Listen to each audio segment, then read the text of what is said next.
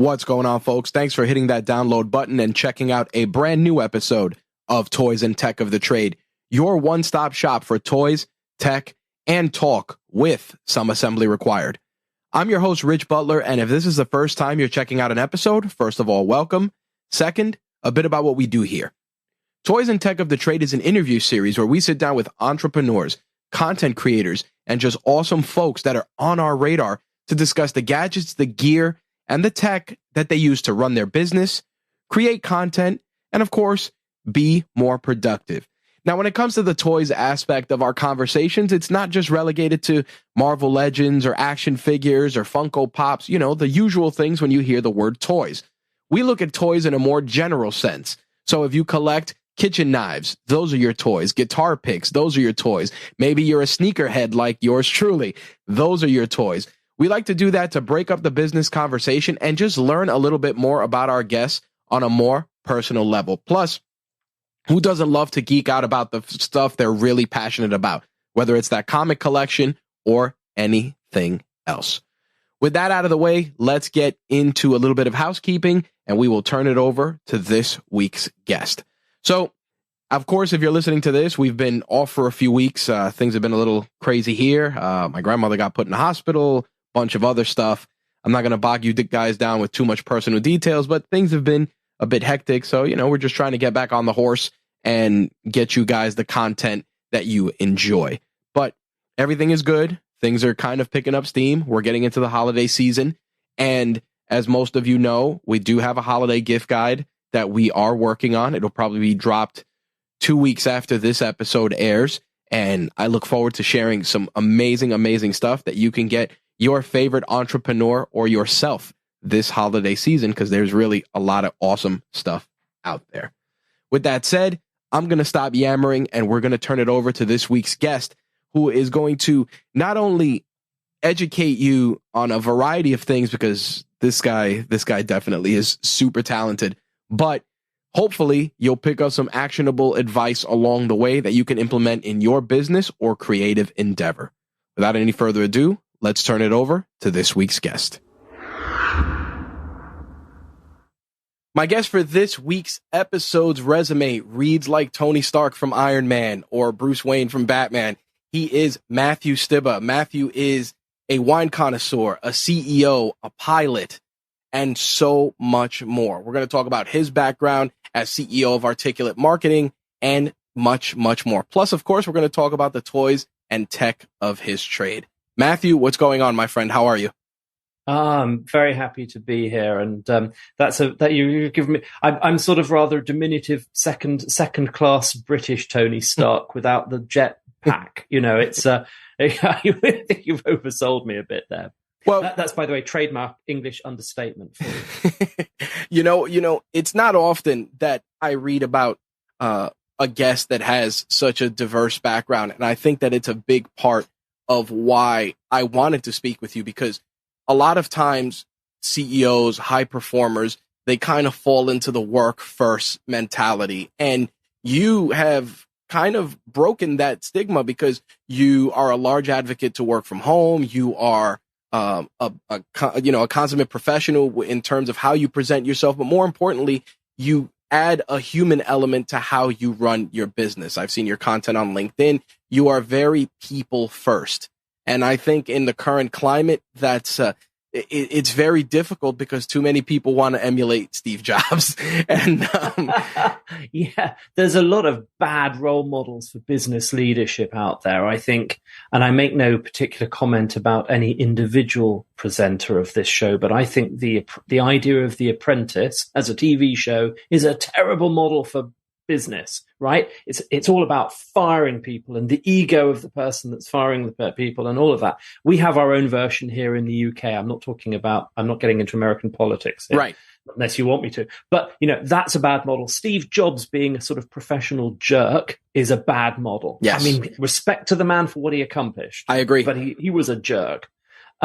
There's a fabulous book, which you can actually download for free, by Guy Kawasaki. He wrote it and published it back 20-something years ago, called The Macintosh Way. And it's talking about the early 80s when the Mac was first being developed. And that was before Steve Jobs became Steve Jobs. Right. And he's talking about that history and Jean-Louis Gasset and all that, the early days of the Mac. Fantastic book. I strongly recommend it. Guy Kawasaki's a great writer and an entrepreneur and a blogger and everything. But that book got me started in business. So since you mentioned Steve Jobs. I think that's a great segue. And I want to get into that a little bit and discuss your origin story. Oh, that's awesome. That's an amazing vintage Mac for Mac those. Plus over there, yeah. That's outstanding. No. That's great. I want to dig into your origin story a bit because again, you've done so much from marketing with various companies, Microsoft, Google, LinkedIn, HP, Wired, Forbes, Popular Science.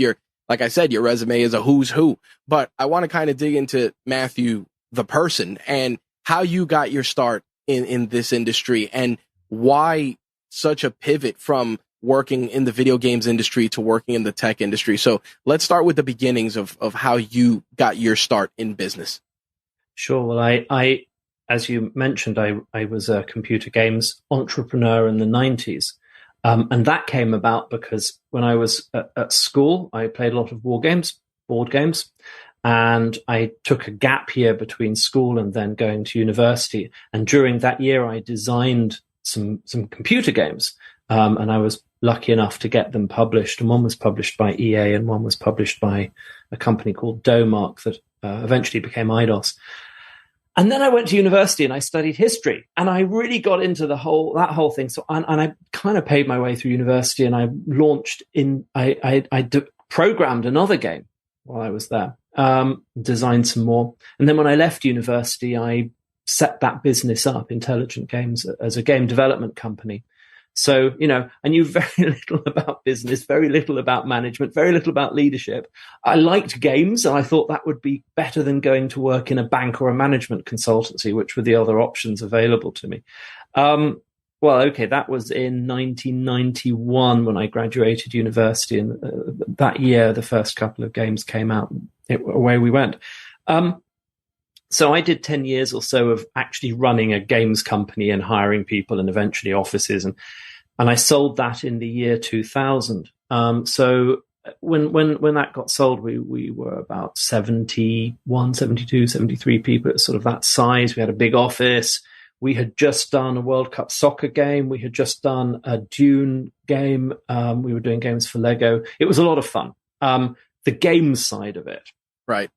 The business side of it. Not so fun. Not so much. And what I found as the business grew, I was spending more and more of my time doing business plans and looking at accounts, talking to lawyers, negotiating deals, chasing late payments, and just money, business, finance, legal.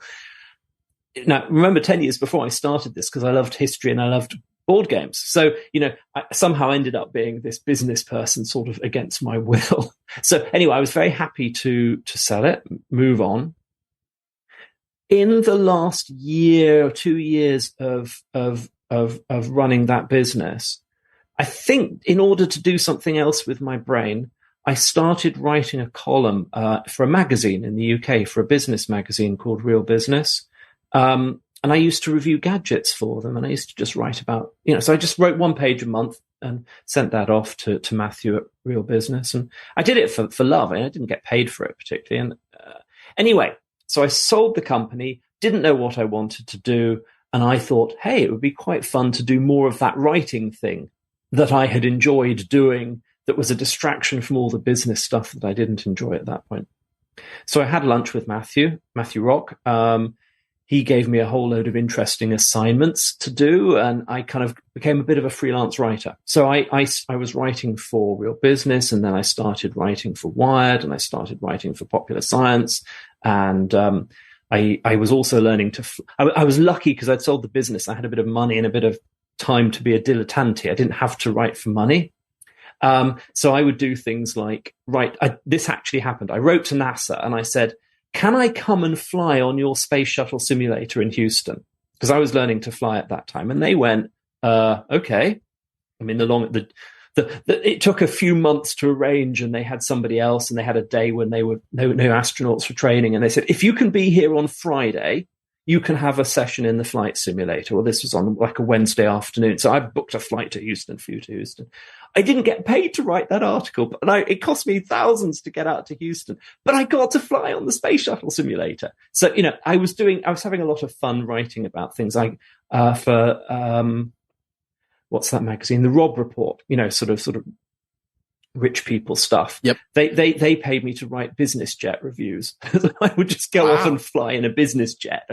I go to Switzerland and fly a PC-12 at Pilatus or something like that. And I had that, so I had and I got to interview Sergey Brin. So from Google, right. I just wrote to them and said, hey, can I write an article about Google? I've got this assignment from this UK business magazine. And they went, yeah, come on over. We'll set up an interview.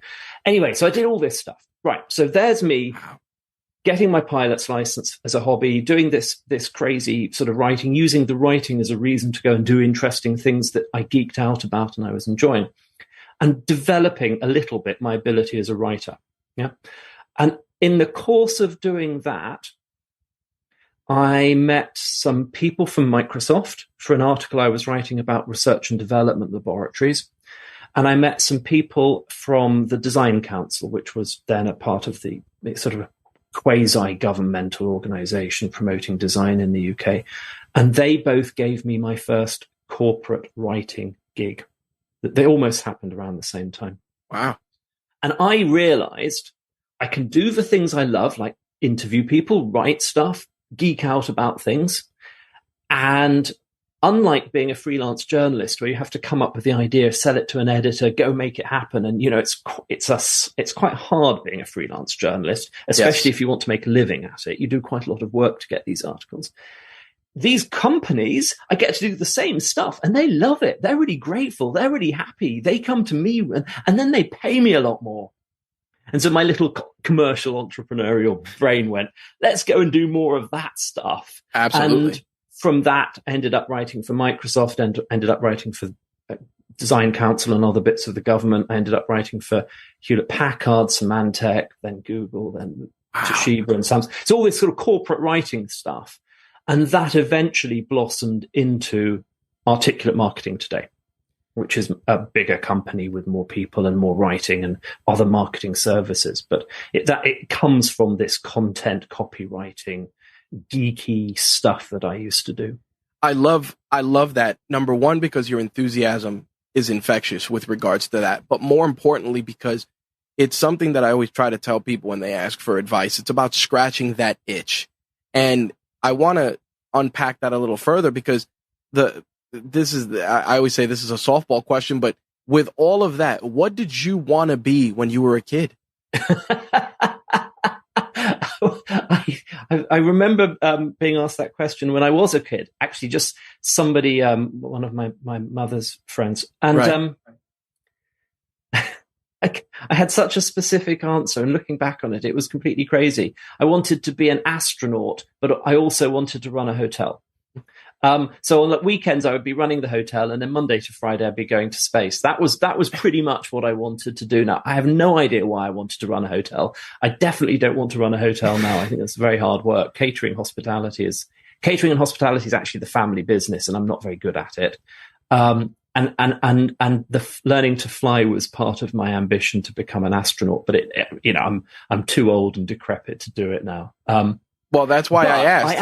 I am a fellow of the British Interplanetary Society, which of all the things, all the letters after my name and all my achievements, is the thing that I'm most proud of. Well, not the most proud of, but I'm inordinately and unreasonably proud of being an FBIS, along with Neil Armstrong, Yuri Gagarin, and I think Isaac Asimov and various other luminaries. It's a proper learned society. Absolutely, that's a hell of an honor. And the reason I ask is exactly that, because when we're kids, we say we want to be a bunch of things, but amongst all of those little things that we say we want to be, there's always, I like to say, breadcrumbs that lead us to where we end up being as an adult.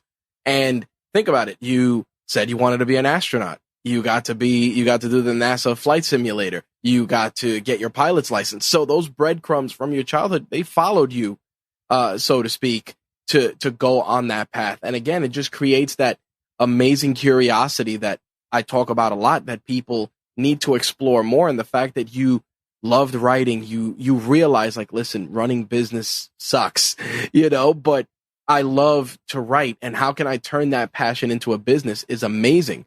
And I think that that's the big denominator for so many people, that they kind of get stuck. Exactly that, punching the clock and living this lifestyle that, again, is a lifestyle of checking off boxes. It's like you go to high school, you graduate, you go to college, you start a family, and by the time you're ready to pursue your own passions, to quote what you just said, you're old and decrepit. You don't want to do anything. You're like, I just want to watch TV and do nothing.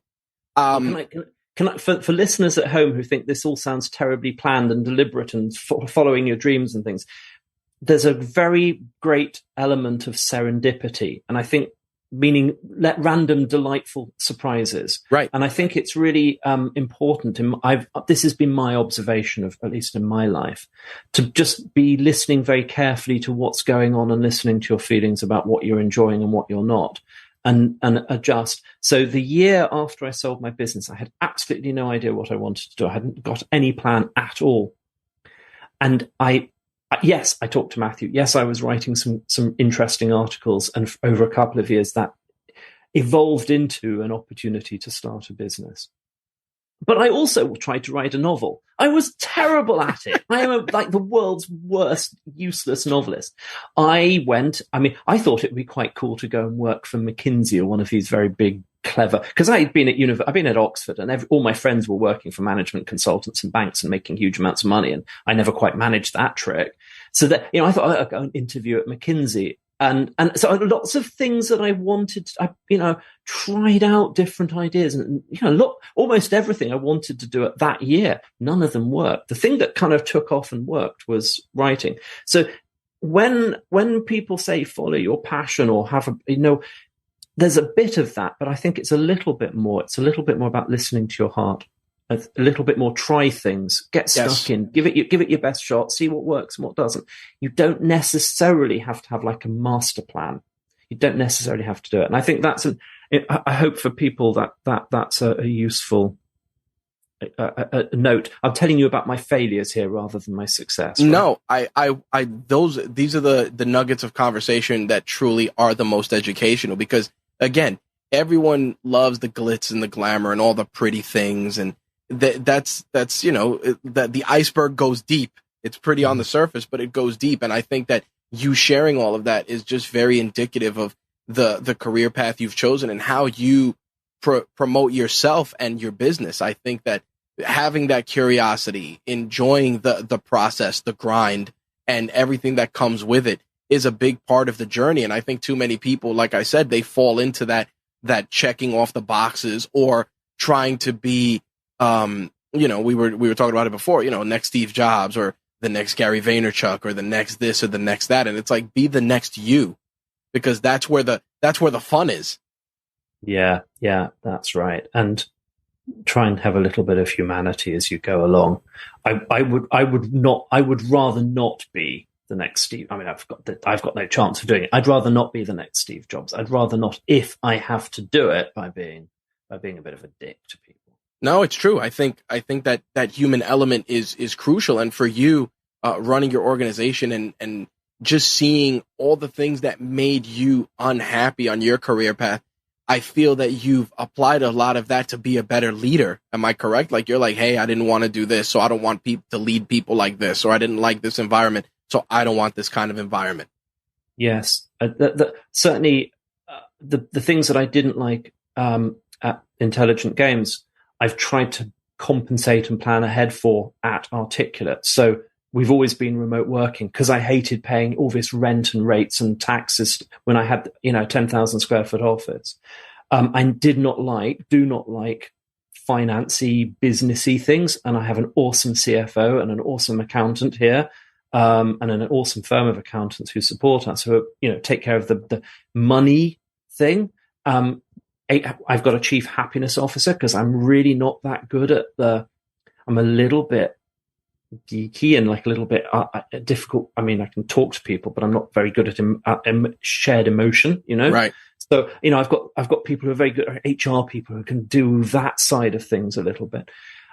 and then there's this bit that I'm grappling with and struggling with, challenged with, and I'm working on constantly is how do I make myself a good leader for the company, as distinct from being a good manager? Because I'm a geeky control freak. I like being very good and mastering what I do, and that's not entirely compatible with delegating to people. No, because you get very impatient with people when they don't do it as well as you would, or they don't do it the way you would do it. Mm-hmm. And also because I'm kind of geeky and techie, and I think one of my strengths, probably my only strength, is the ability to absorb information and process it quickly, and you pick out of the information what I want.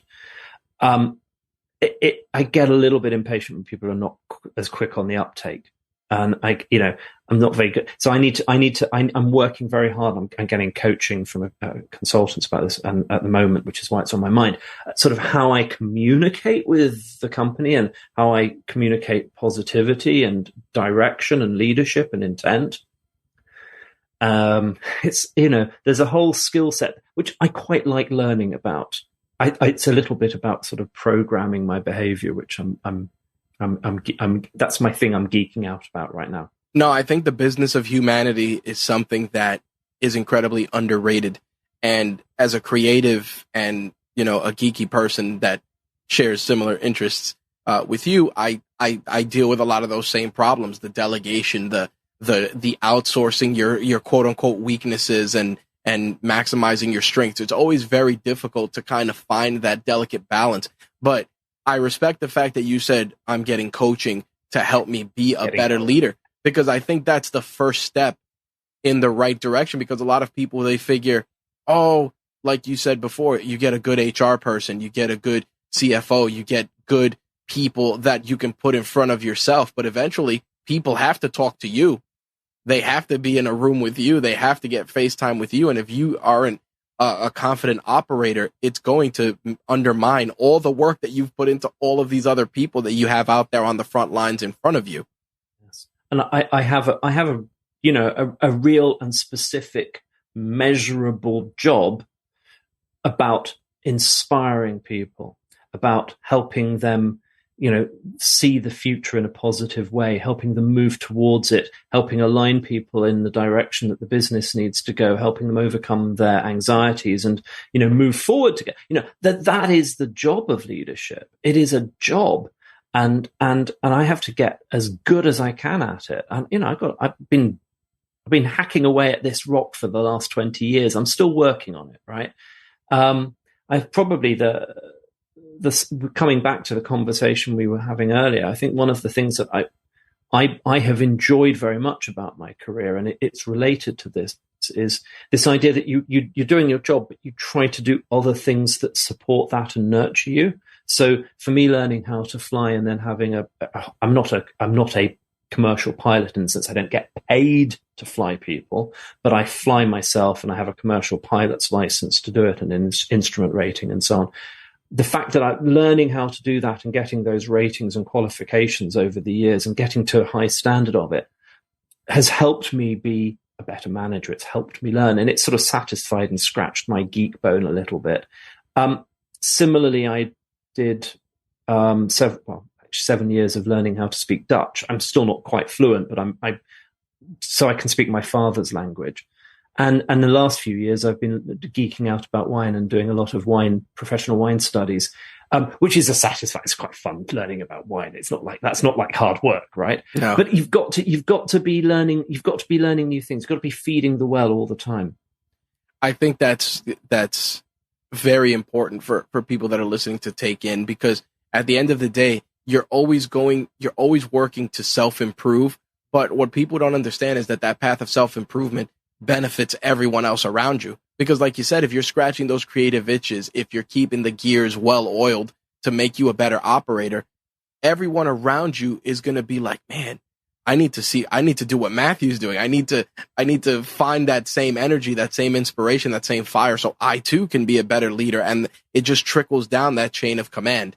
Do you see that often now with how you lead imparting itself to people under you and people on your teams?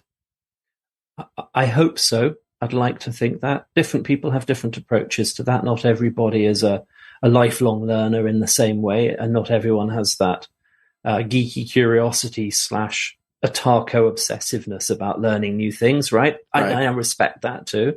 But in the business, we give everybody 12 paid days a year for training and development. So they go to our holiday system and they book them off as effectively as holiday days. So we're ring fencing learning and development time. We give everybody a budget of, it's a little over $1,000 a year to spend on training and development. They come to us like, I want to do this course. Can you pay for it? Yes. We give everybody a company Kindle, and we have about 800 books in the Kindle library, and they can just buy any book they want. So we're trying to make an environment where the resources and the time and the money are available for people if they want to learn and they want to develop. You can lead a horse to water, but you can't make them drink. We're trying to provide a very large lake, and hey, look, there's water. Come and drink.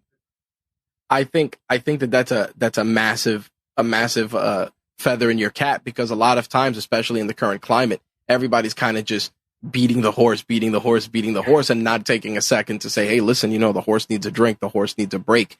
And I kind of want to touch on that a little bit, especially because the climates have changed so much. You as a leader and as a CEO, how did COVID impact you?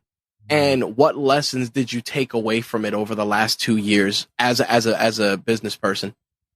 Well, we have always been remote working. We never had an office because of the experience of selling my business. And I never want to have an office to manage again, paying rent to everybody. I don't want to do that. So that was so from a very practical perspective, we never broke our stride. We just carried on working, and our clients struggled with it. So we put a lot of effort at the beginning of the COVID crisis into helping people and communicating how we did it. Like, what do you need to work remotely? And it's not just, set up Slack and buy a Zoom license. There's a bit more to it than that. Well, everybody's figured that stuff out now. So what's sort of interesting about COVID for us was, obviously the economic impact affected our business like everybody. But we grew and we came out of it. I mean, COVID isn't over, but we're coming out of the pandemic phase, perhaps, as a business stronger and wiser and kind of more confident in our remote working approach. We have, in a month's time, the first company in-person meeting for 2.5 years. Wow. And I'm so looking forward to actually meeting my colleagues in person. Some of them who live in London I've met in person, but for everybody, we fly everybody in. We used to do this 4 times a year, and now we're just beginning to get back to that. What did we learn from it?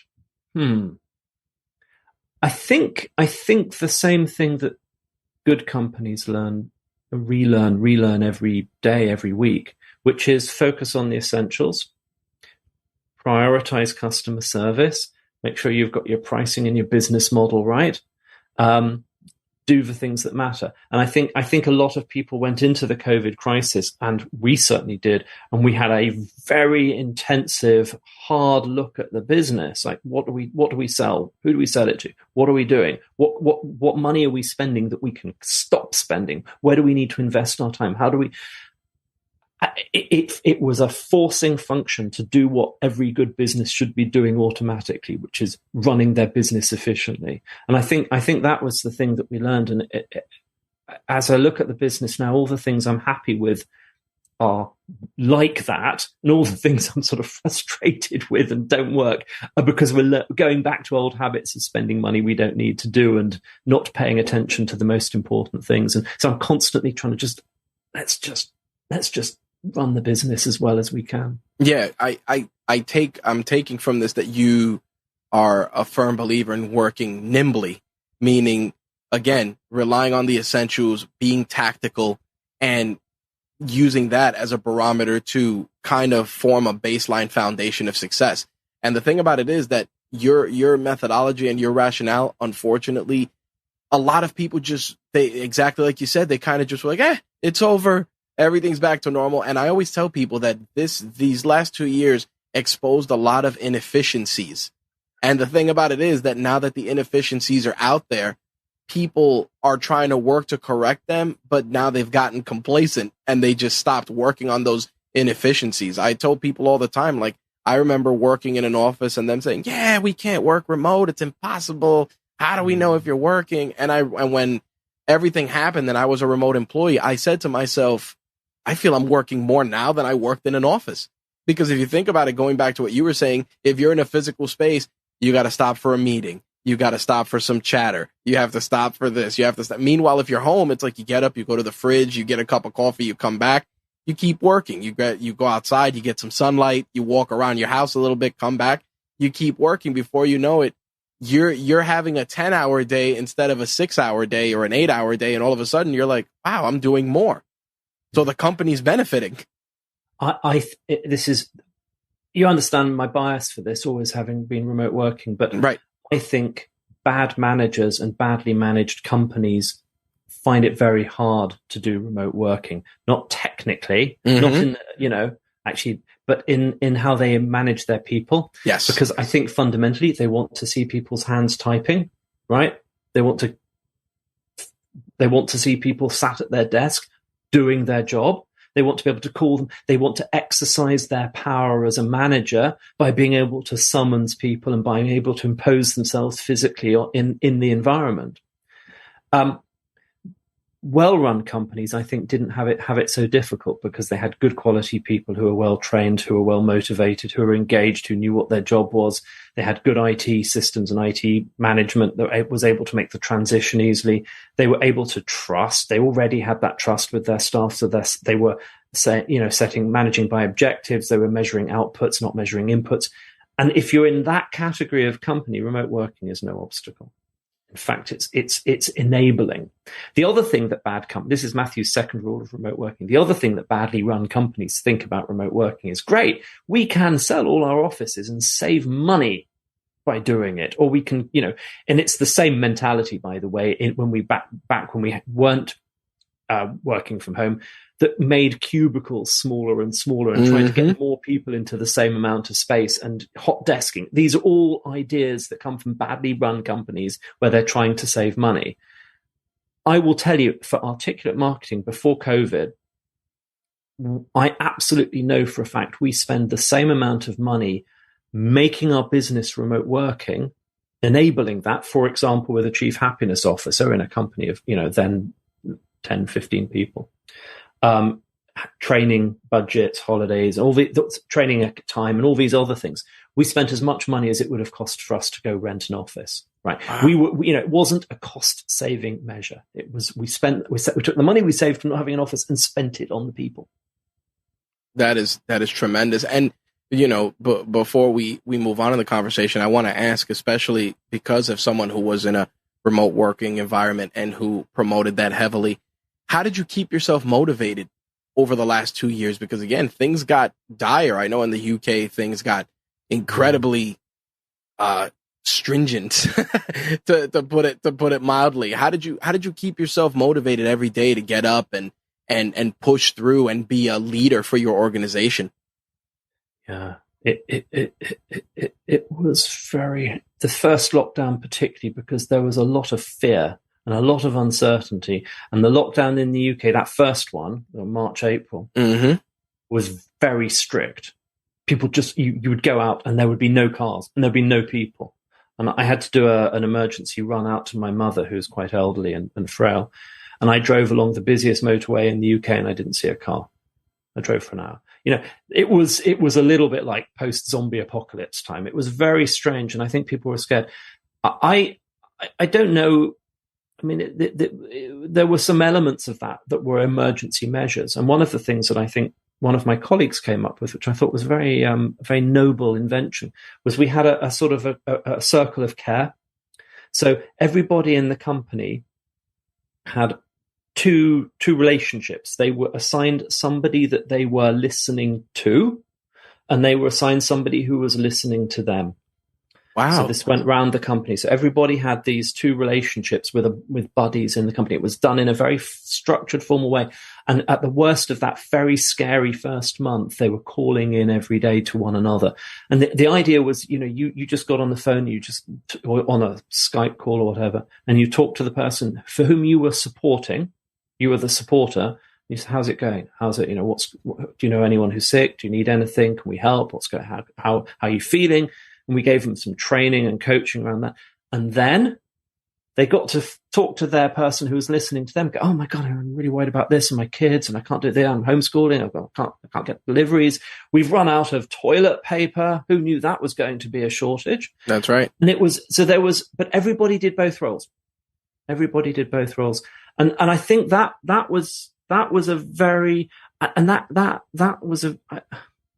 was a moment in that, in all the fear and uncertainty and anxiety about it, where I think we came together as a company very strongly. It was very bonding to do that, and that wasn't a leadership thing. That was just sort of mutual care. That is amazing, and to hear that and to see something like that implemented is just, it's not something you hear. It's not something you see every day. And the thing about it is that I admire the fact that you were like, hey, how are you doing?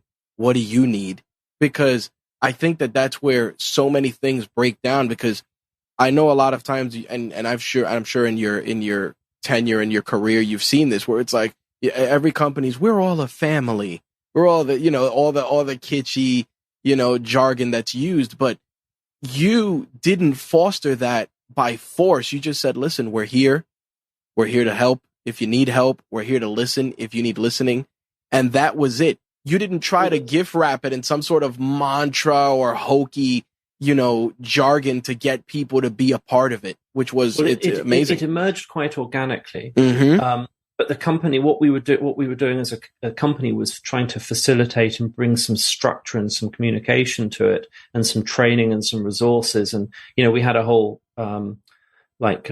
pages on the internet about, if you were listening to somebody and you heard this, here are the resources you can go get. If you need this, here's how we can get medicine for people. Just we didn't know what was going to happen. That's right. We're just really trying to help. And so the company's there is not, I'm not trying to take credit for it, because I think Paul gets the credit for coming up with this, but I was very proud. I was very proud of everyone's care for one another then. And it actually, telling this story now and reflecting back on it, it's something we want. I would like to find a way of fostering. I mean, now we do sort of happy half hours and some of the usual Zoom stuff, and there's time to talk meetings and things. Liz, our chief happiness officer, is very good at convening people, getting people together and getting them to talk. But right. Yeah. I think that's such an amazing thing. And like I said, it's not something I've never heard that before. And the fact that not only were you, like I said, just a resource, but just more importantly, an ear, because I think that's where sometimes people, they forget, like sometimes you don't need to give an opinion. People just need you to listen, and that's enough. And then maybe at the end you could say, like you were saying, there's resources. Hey, if you need this, you might want to go here. But more importantly, you had someone that would listen, because it was a dark period. And the thing about it is that coming out of that dark period now, people forget that we still need organizations to listen. Yeah. They kind of just shut that off. They kind of just turned off the spigot as soon as there was a theme of normalcy. And then a lot of what's been happening now, a lot of the think pieces and things that you see, and I'm sure you've seen them as well, is, the people prioritizing mental health, the people quitting jobs in force because they're realizing, like, I'm home and I need that mental balance to be functional. Well, I've noted, I mean, it's in the last couple of years, we're 18 now, 20 people. So it's not a huge company. Right. 2 people have moved to a 4-day week for just adjusting their life a little bit. Right. And 2 of the senior managers that we've hired came in on a 4-day week. So out of the company, 1 in 5 of the company is working 4-day weeks. And I think that was something that probably pre-pandemic we would have been much more reticent and reluctant about. And we recognize, as you say, this need to just kind of allow people a bit more space and a little bit more time. And, I think that's very valuable. And I think that similarly, this 12 days training time came in last year, again, just to try and give people. And the other thing, we did this last year, and we haven't done it this year, but we should. We took this idea from HubSpot of a week of calm, so that a week with no meetings. Right. Just give everyone a week where you just do your job. If you want to, do some training, if you want to work on some process, you we'll just take some of the pressure off it, some of that routine, and damp down the number of Slack messages and emails, and just sort of help people have a bit of space. That is amazing. Because I know from my own experience running my business, and I think this is commonly true. I think there isn't a growing awareness of the need to respect and support people with their mental health and well-being. It's really important. I think there's also, I'm very increasingly aware of the value and the need to work around neurodiversity over the last few years, and how different people have different working styles and have different requirements and different needs. So all these things are coming to the fore. And I think the pandemic has acted as a sort of an amplifier of those positive trends. I think they were always there, but we're much more conscious of it now, I think. And then it's not just us. I think this is just in the environment. No, I agree. So I think this idea of this sort of great resignation and people, the very weird job market we have at the moment, a lot of that is just people adjusting themselves to kind of, I learned something in the pandemic that I need a particular work pattern, or I need to work 4 days a week, or I need to work remotely, or legitimately, I actually like being in an office. I want to go. And for example, we had our editor-in-chief. We work remotely. She's up in Liverpool. And she liked being in an office and having hubbub around her. She liked noise and just the environment. So, as part of our offer to her was we pay for her to go to a shared workspace. So she can go to an office, it's not our office, and be in that environment. Ironically, and this is a bit embarrassing, the shared workspace is in the floor below the place where she used to work. So I expect she also gets to run into her old friends as well. That's nice. So some people need that too, but that respect for diversity of needs, I think, has come out of it. That is amazing. And to hear that and the fact that you're so willing to embrace that is just massive. And I want people to be fully aware of that. I want to be respectful of your time. I want to shift gears a little bit and jump into what we like to call the hot seat. It's a series of rapid fire questions, some based on our conversation, others based on just personal experiences, and then we go from there. All right. So what's the first place you go to when you open your phone or computer in the morning? At the moment, I'm trying to wean myself off looking at the news, scrolling, but there's a lot of doom and a lot of scrolling to be done. Duolingo. I'm trying to teach myself Romanian at the moment. Oh, okay. So Duolingo is probably my first non-news thing. What are 3 mobile apps you can't live without? Well, Duolingo, they've completely hooked me in and gamified me. And I'm in a sort of running battle with my wife and a couple of my friends for points there as well. I use,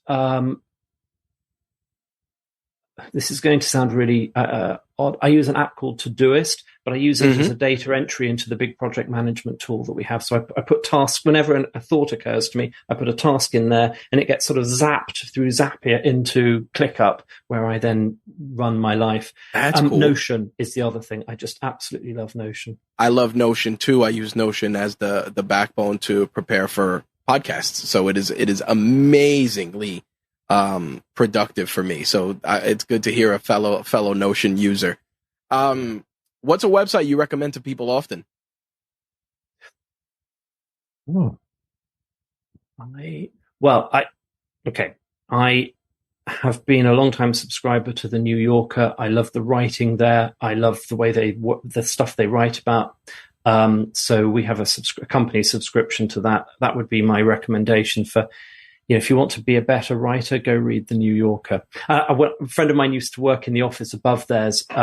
We went down to the New Yorker, and I went into the New Yorker office. So, I'm not worthy. I don't. And then back out again. He was at Vanity Fair, so that's also awesome. A pretty reputable magazine. But absolutely. Yeah. What was the last thing you looked up on YouTube? It was this morning, a comedian talking about the what business cliches, that it was for a blog article I was editing. Yeah. Nice. When you're writing, do you work in silence or do you have music playing? 50-50. But if I'm writing and I've got music on, I don't listen to the music. It's white noise. White noise. Yep. What was the last book you read?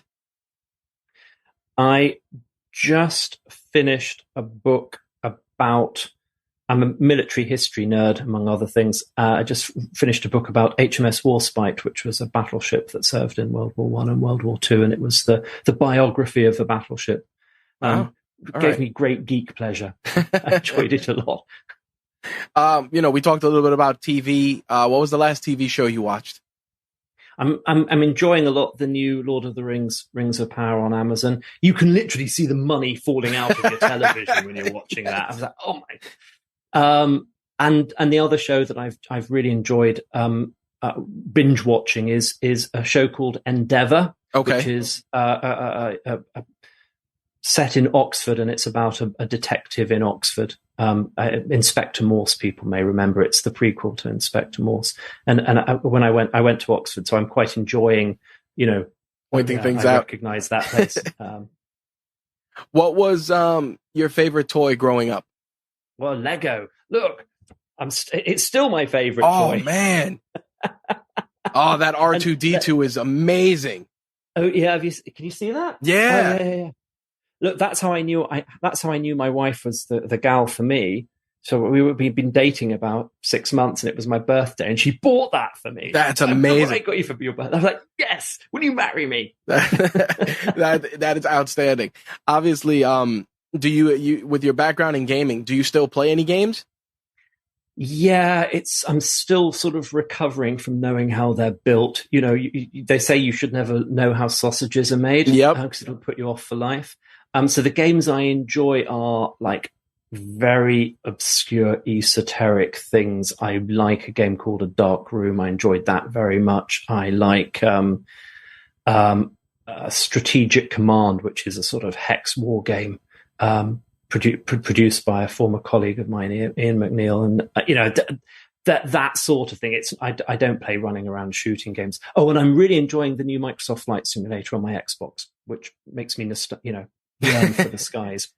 Are you still flying, or when was the last time you flew?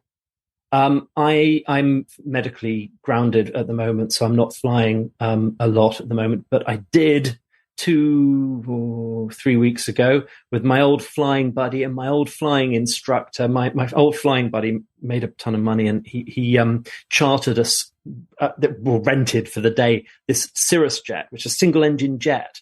And it's small enough that with John, who is our mutual friend and flying instructor, I got to sit in the captain's seat and fly it back from France after lunch, because I've got my license still, but I can't fly solo. Right. With John sitting in the right hand seat, so I got, for the first time in my life, to fly a jet, and I was so happy. And I landed it back at Oxford Airport. And it was like the best landing I've ever done, because I hadn't flown properly for a few years, and I nailed the landing.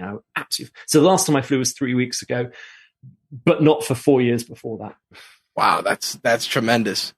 Obviously we talked about Lord of the Rings, but leads me to a question: what's your favorite fictional character? Oh, well, I might have to think about that one, but I'm. It's too glib to say Gandalf or Sherlock Holmes, but they're the ones that seem to sort of pop into my brain for memorability. Absolutely. I mean, the Benedict Cumberbatch Sherlock was outstanding. I'm a big fan of Sherlock Holmes. I thought Robert Downey Jr. did a great job as Sherlock Holmes with Jude Law, but like Benedict Cumberbatch, him and Martin Freeman, they just knocked it into a completely different stratosphere with the way they approached it. It was so good. That was a lovely series. I enjoyed that a lot. Who is your favorite content creator? I like the podcast Hardcore History, and my little goldfish brain is trying to remember the name of the guy who does it. Dan Carlin. Yep. that I just really enjoy the way his mind works, and I love this sort of long form narrative. There's another podcast that I'm enjoying called The History of World War II, and I honestly can't remember the guy who does it, but that stuff. Content broadly, I love history podcasts, and I love those. I particularly Dan Carlin's my main man. Awesome. What's a non-negotiable for you when it comes to business? We're a B Corp, and there are some businesses that we don't want to work for. So there are some exploitative kinds of companies, and we want to avoid arms companies and that sort of thing. So that's sort of non-negotiable, sort of that ethical. If it's very clearly black and white, I don't want to go near there. I get very upset with clients who treat us disrespectfully, or prospective clients disrespectfully, as we call them order takers. They want to just like, you're my vendor, I want this, and I want it by Thursday, and I'm going to tell you how to do it. Treat us very much like, what we want is to be treated like a trusted partner and an advisor, and like co-equal, co-creating, and experts in our field. Why would you hire us otherwise? If you know what you want, what you do, just get somebody else, get a freelancer to do it. So if people are, doing the Steve Jobs, I'm going to tell you how to do your job jerk thing, that really gets my goat, and I don't like it. Luckily, it doesn't happen very often, and we're very wary of it. Is it non-negotiable? No, not always. You pay us enough, we'll put up with it. But in the long run, those relationships never work out well. What's a business milestone you're proud of? I was enormously proud when we became a B Corp. We're just going through 20 employees now. Hopefully the number 20 starts on Monday. That's a nice milestone. And sort of negative milestone when I sold my games company. I was very happy not to be there anymore. I mean, nice colleagues and stuff, but the job had changed to a point where I didn't enjoy it. I don't know if that's very helpful. None of those are particularly inspiring. No. It's all part of the story. What's something you purchased recently that's less than $100 that made your life easier or just more enjoyable? I don't know if it was $100. It might have been like 120, but I got a play date. Oh man.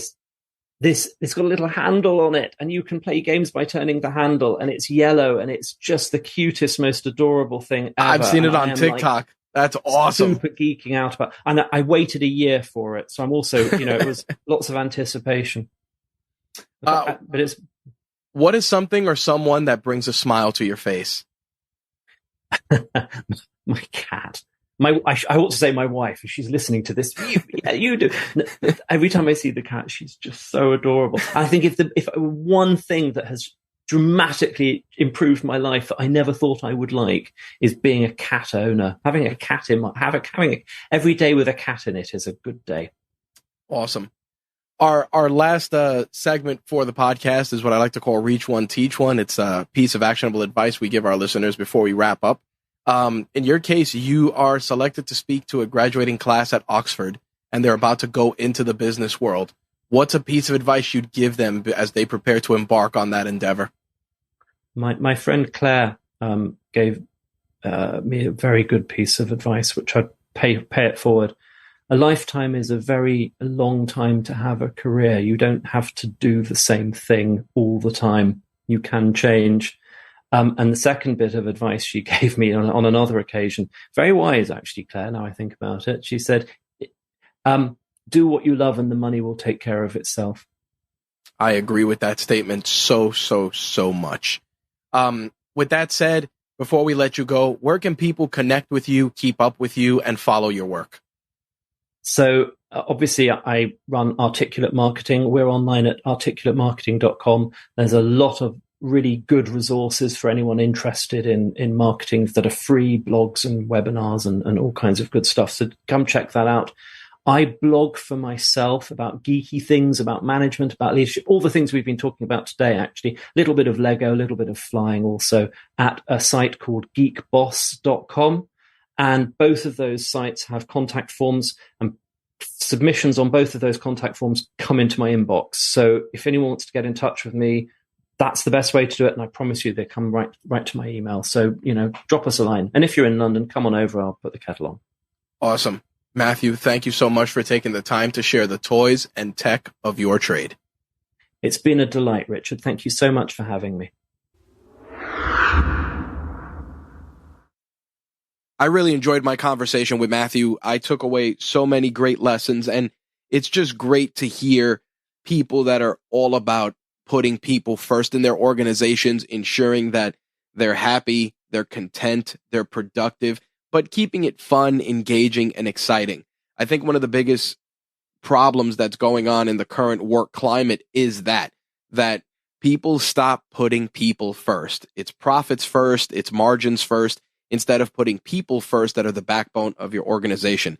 I learned so much from this conversation with Matthew to implement in my own business, and I hope you did too.